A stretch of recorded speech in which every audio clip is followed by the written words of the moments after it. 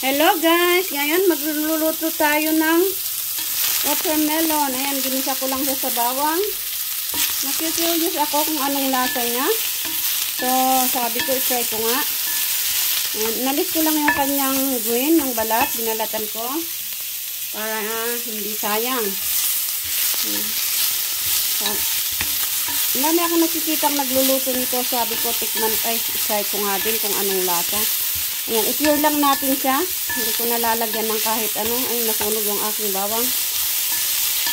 Hindi ko siya lalagyan ng kahit ano. Ayan, lagyan ko lang siya ng konting olive oil.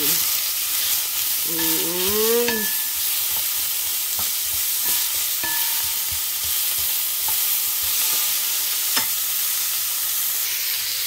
Lagyan natin ng asin. Saka lalagyan ko ng konting paminta. Bango niya, guys. Ang bango.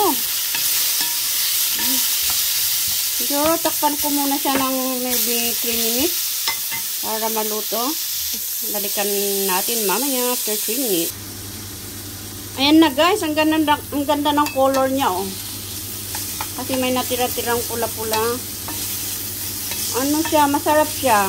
Parang papaya. Pero mas masarap pag lagyan isahog siya sa ano, lagyan niyo ng sahog. Tupyo kasi gusto ko lang siyang i-try.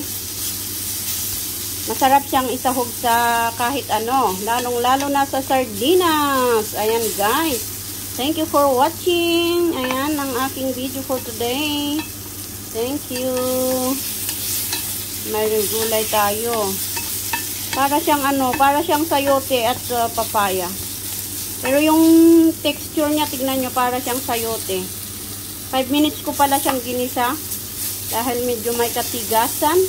Pero ayan na siya. Okay lang no, ganun. Ayaw ko yung overcook, kaya it is good. Ito. Thank you for watching.